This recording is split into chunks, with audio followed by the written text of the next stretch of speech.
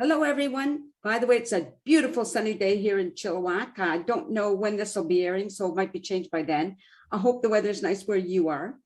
Today, I would like to welcome an artist from Calgary, Jim Pescott. Jim, welcome to the show. Thank you. Thank you. I'm kind of in your bio you sent me is really fascinating. It's almost like poetry. That's why I read it. Okay.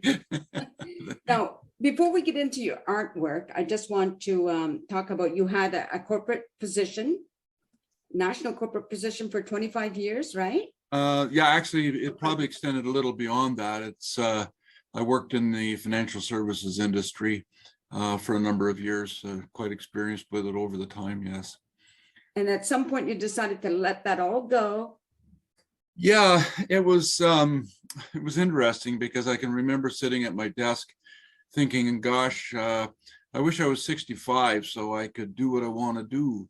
And at the time I was 45. And I guess the interesting thing about that is that I was basically wishing 20 years of my life away. Right. That kind of woke me up. The other thing that was interesting about it was I didn't know what it was I wanted to do. It's just one of those feelings that you have like, gosh, I wish I could do things I want to do, but you're not clear. Right. So it took me probably, I'd say maybe 4 or 5 years to kind of really pull things together and make that sort of transition.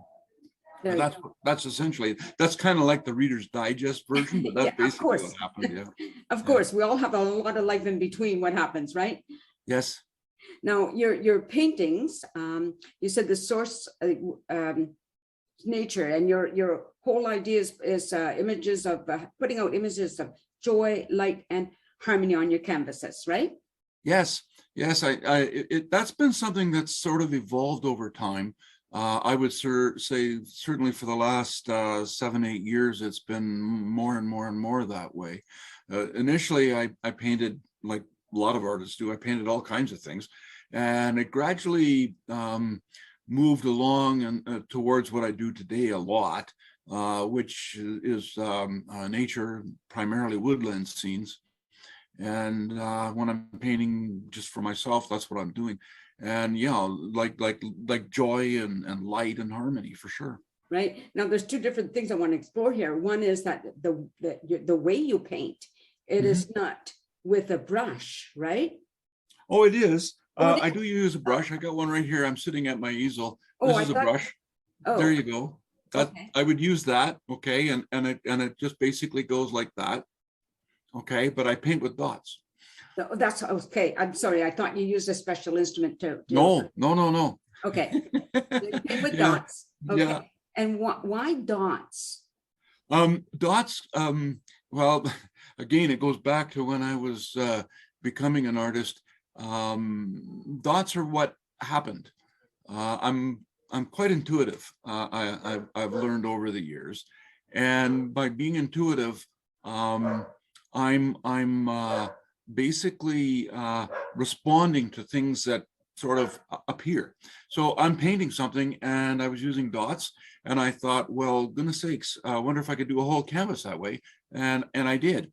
And I've always painted that way ever since. It's like 25 years of dots. Is that a long process? I'm sorry? Is that a long process to do a painting? Well, it would be. I don't pay attention to time. Okay. It's a very, very meditative thing. If you think of meditation as like 1, 2, 3, so my dots happen very methodically that way, meditatively, and they happen in layers. So I don't relate to time. Okay, great. Now you when you were talking about being intuitive, you have a special connection to trees, right? I feel I do. Yeah. I think that's awesome. I love that. Now, and in your bio, you mentioned something about sometimes when you're thinking about something you want to paint, you will ask the trees. Yeah, that's true. Basically, I'm never without a subject. Let's put it that way. It's when I'm out with trees, like say a walk in the woods, or I'm here in my studio and I'm looking at some photos that I've taken of being in a walk in the woods. The trees connect with me, And when I paint them, we're connecting more deeply. So I know that when I'm out in the woods, and I'm honestly, this goes back to when I was a kid, like 6 years old. Right. I know that there's a strong sort of connection that way. It's interesting because I can relate to that. Like as kids, we lived out in the country and we played in the woods. We climbed the trees. We swung on the branches and everything. Yep. So it was our playground. Yes. Right. Yes, I grew up that way. Yeah. I feel sorry for kids today who seem to be protected against those kinds of experiences, because I think that they are very human experiences. And like what I grew up with was wandering in the woods, big trees, because it was on the West Coast, not far from where you're located. And basically, interestingly enough, I wasn't a tree climber, but I was a kid that would spend time at the base of trees and touch them and all of those kinds of things. And I do that probably today too. I think that's been a lifelong sort of thing. Yeah, for sure. Yeah, I had a friend, I remember we'd go camping, and he one of the things he would do is he would always take some time to talk to one particular tree. Like at that time, every time we camp, it would be a different tree, but this day he would pick this particular tree for whatever reason. And that's interesting. That's the kind of that you have, right? Yeah. So when did you first begin painting? It would have been a little over 25 years ago. It was essentially going back to that Reader's Digest story I shared with you. Within about a month of having sort of departed the corporate scene, I was in Banff, and the building's still there. There was a bookstore, independent one, and I like going in there, and they had art supplies. And I came out of there with art supplies. Again, that's intuitive. Right.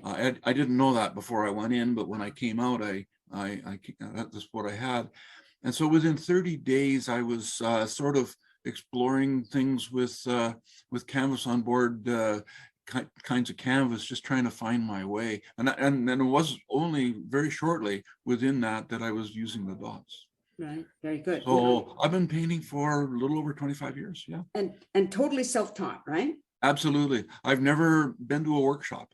It's been an explorative kind of thing. It's again intuitive approach to things. I taught myself about how to make colors, like from blue and yellow to make green, etc. I taught myself that. I didn't even know at the time what Pointillism was. I didn't know it existed because I wasn't really a student of art. Right. I was just someone who I always took pictures with my camera, but I was just someone who liked images. And it wasn't until I was in Houston, Texas, about 2008, if I remember, and I was in an art gallery there, and there was some paintings that were painted with dots, particularly by an artist named Georges Pierre Seurat, who painted as a pointillist in Paris in the 1880s. And also a couple of his contemporaries had worked there too. So that really was informative for me, because that's the first time I ever really even knew what I did was an actual style.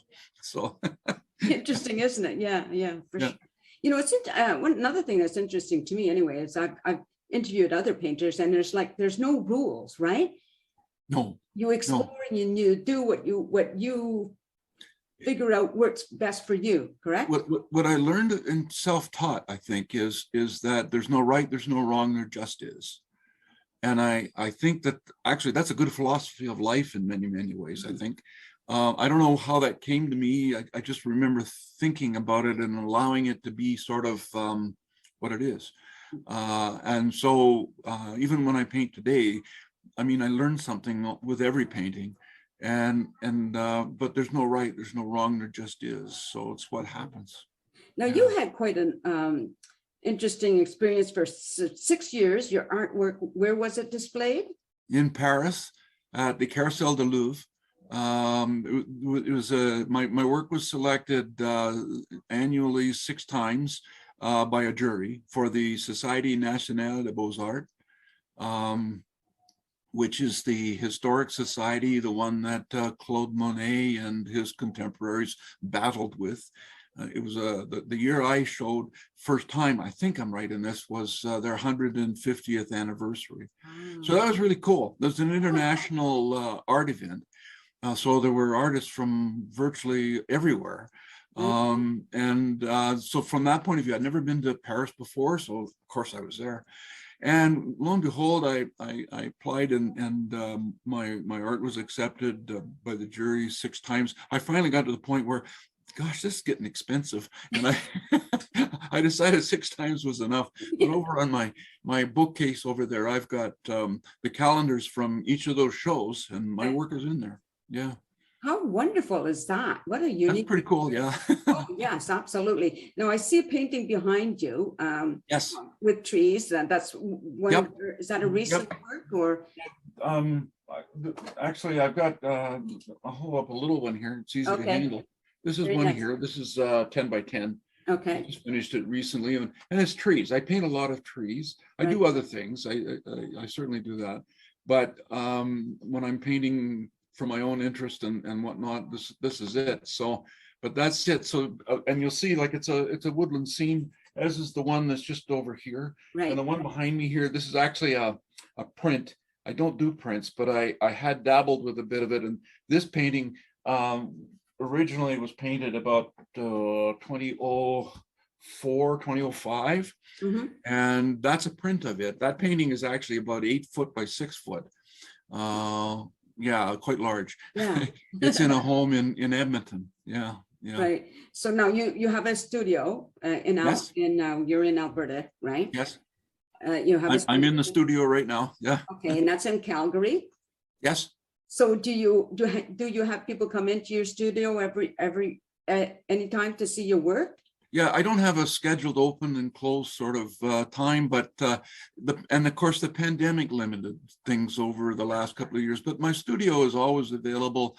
It's a workspace, so when people come here, it's not like a commercial gallery where it's all laid out neatly on the walls and things. I mean, you cross the table from me here, there's a table where I varnish paintings and things like that, but there's paintings on the walls here, and I can drag them out if they want to see other ones. But yeah, it can be publicly available. Do you ever do commissioned art? I absolutely do. Yeah. Yeah, in fact, last year, it was interesting. I did 19 commissioned paintings last year. Okay. Yeah, and that was mostly from photographs that people have. They're treasured photographs, and I created them as from those photographs. I created paintings all the way up to as big as about what was that big one? It was about 48 inches long, I guess it was, by about 40 inches high. That one went to London, England. Oh, to a my. Client. Yeah, I had a client contact me from England and asked if I could paint something for them. Oh my, that's awesome. And I did, and everything. So I like a commission painting can be quite little. I don't have a small canvas here, but quite little, or it can be very, very large, as the 8 foot by 6 foot. So it depends what people are looking for and what works for their budget, basically. Right. What were some of the paintings you painted? Like, were they all scenery? Were there pictures of? A lot of it was. I did about 1, 2, 3, I think 4 portraits. Okay. 2 people, 2 pets. I did family photos of events. Like I did one of 2 children with their dog going through a park pathway that the family had this picture of, and we painted a nice one. It was about 36 by 30. And then someone will say, well, just paint me some trees. Right. Okay.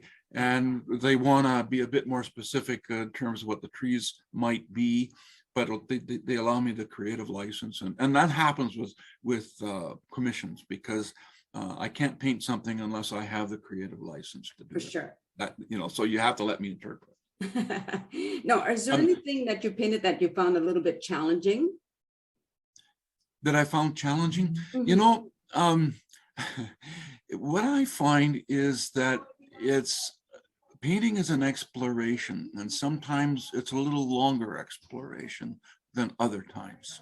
So I wouldn't call it challenging. I would just say it's an exploration. Yeah. Very good. Yeah, very good. Now, do you have a website that people can go see your work? Yeah, jimpescottart.com. Yeah. Pardon? Say that again, please. jimpescottart.com. Okay. And there's no R in my name. Sometimes people will say Jim Prescott. Yes. Long. It's jimpescottart.com. And you'll find me there. Yeah. I'll make sure I'll include it and I'll have the spelling correct because I had to correct it myself. Because when I That first happens. I'm 75 years old, and for 75 years, people have told me I spelled my name wrong. You know? That's interesting because my last name is Guitar, and I've been told they pronounce my name wrong, my last name wrong. Because there you go. People say it a little different. Like my family has a little bit of a French pronunciation to it, whereas English people pronounce it a little different. So I was like, don't tell me my name is pronounced wrong. Same as you. Why would somebody tell you your name is spelled wrong? Yeah. It's kind of interesting. People take liberties a little bit, I think, right? Yeah, yeah. So what is the origin of your last name? Do you know? My dad's father came from the streets of London, probably just before 1900. His wife, my grandmother, was from Wales, and then my mom's folks are Irish aligned. So I can only say that Pescott is English, and I know there's a number of Pescotts down in the Sussex area, right, of England. I have my heritage genetically. I'm a Celt. I think that's about it. Like Welsh and Irish. Yeah. Right. Yeah. Very good. Yeah. It's all kind of fascinating, right? At least. Oh, it is. Yep. Yeah. For sure. You often wonder, where did this come from? You know, like, because I mean, it just sort of evolved, and like it was obviously something going on inside me that I didn't really totally know about. I've always had an affinity towards photographs and things, but I guess somewhere along the line it needed to come out in terms of the art form. Yes, I agree with that. I think, and I've talked to many artists, singers, whatever it is, and if you're not doing something that you're meant to do, yes, somewhere inside you there's an unhappiness or something. I don't know how to describe it, right? Yeah. Well, I mean, go back to that little story I said about when I was 45, wishing I was 65. Yeah. You know, I think that's really connecting back to what you just said. I think it's very true, and I believe that happiness for people really is deeply set in being who you are. Yes. To be who you are. And I mean, I'm a happy person. I love doing what I do. And back in my corporate days, I could see that it was hard going. You know, I was successful, but I worked hard at it, and it was awfully gut-wrenching sometimes. Right. Yeah. Sure. Yeah. Now, at this point, I think we're just about out of time. But it has been a real pleasure speaking with you and finding out about your work. I really enjoy it. I'm going to include your website, like I said, so other people, if they want to contact you, they'll be able to do it.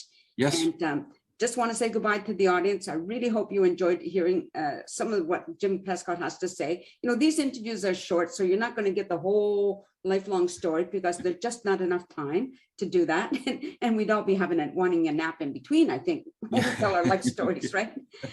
But I hope you enjoyed this show, and I hope you keep watching and subscribe and share. And thank you, everybody, and peace out. Thank you. A sense of community, Chilliwack's a place to be. A sense of community where you're free. Rolling through the mountains, rolling through the valley, rolling through paradise with me. It's multicultural, you're sure to see it all. Chilliwack's the place to be, you'll see. Come party in the park, go dancing after dark. Chilliwack's the place to be, you'll see.